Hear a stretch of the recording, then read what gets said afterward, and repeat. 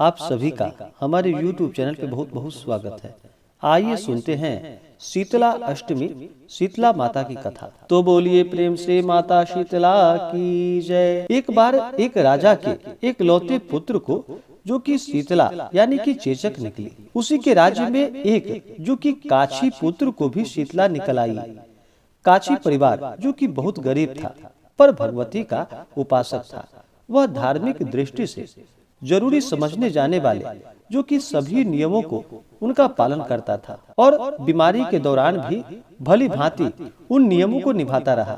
घर में साफ सफाई का विशेष ख्याल रखा जाता था और फिर नियम से भगवती की पूजा होती थी। नमक खाने पर पाबंदी थी।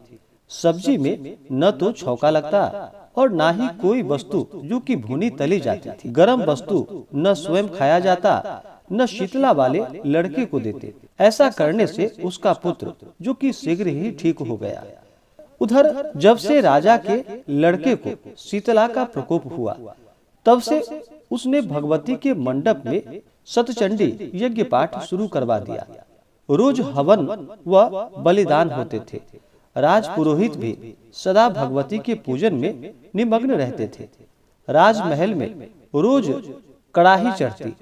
विविध प्रकार के गर्म स्वादिष्ट भोजन भी बनते।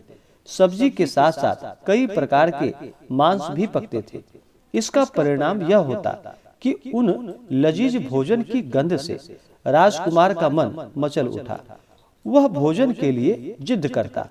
एक तो राजपुत्र और दूसरे एकलौता। इस कारण उसकी अनुचित जिद भी पूरी कर दी जाती। इस पर माता शीतला का कोप घटने के बजाय जो कि बढ़ने लगा।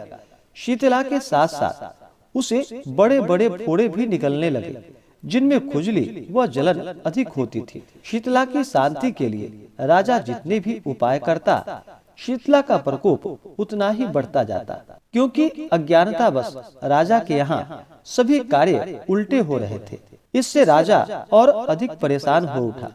उसकी समझ में कुछ नहीं आ रहा था कि इतना सब कुछ होने के बाद भी शीतला का प्रकोप शांत क्यों नहीं हो रहा है। एक दिन राजा के गुप्तचरों ने उन्हें बतलाया कि काछी पुत्र को भी शीतला निकली थी पर वह बिल्कुल ठीक हो गया है। यह जानकर राजा सोच में पड़ गया कि मैं शीतला की इतनी सेवा कर रहा हूँ, पूजा व अनुष्ठान में कोई कमी नहीं रखी, पर मेरा पुत्र अधिक रोगी हो जा रहा है, जबकि काछी पुत्र बिना सेवा पूजा के ही ठीक हो गया। इसी सोच में उसे नींद न आई और फिर श्वेत वस्त्र धारिणी भगवती ने उसे स्वप्न में दर्शन देकर कहा कि हे राजा, मैं तुम्हारी सेवा अर्चना से प्रसन्न हूँ, इसलिए आज भी तुम्हारा पुत्र जीवित है। इसके ठीक न होने का कारण यह है कि तुमने शीतला के समय पालन करने योग्य नियमों का उल्लंघन किया है। तुम्हें ऐसी हालत में नमक का प्रयोग बंद कर देना चाहिए। नमक से रोगी के फोड़ों में खुजली होती है। घर की सब्जियों में छौंका नहीं लगना चाहिए, क्योंकि इसकी गंध से रोगी का मन उन वस्तुओं को खाने के लिए ललचाता है।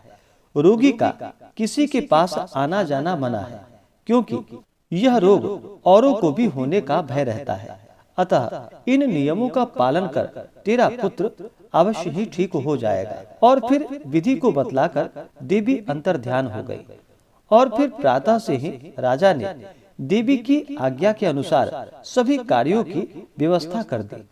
इससे राजकुमार की सेहत पर अनुकूल प्रभाव पड़ा और वह शीघ्र ही जो कि ठीक हो गया। तो बोलिए प्रेम से माता शीतला की जय। तो आशा करता हूँ कि यह जानकारी आपको अच्छा लगा हो।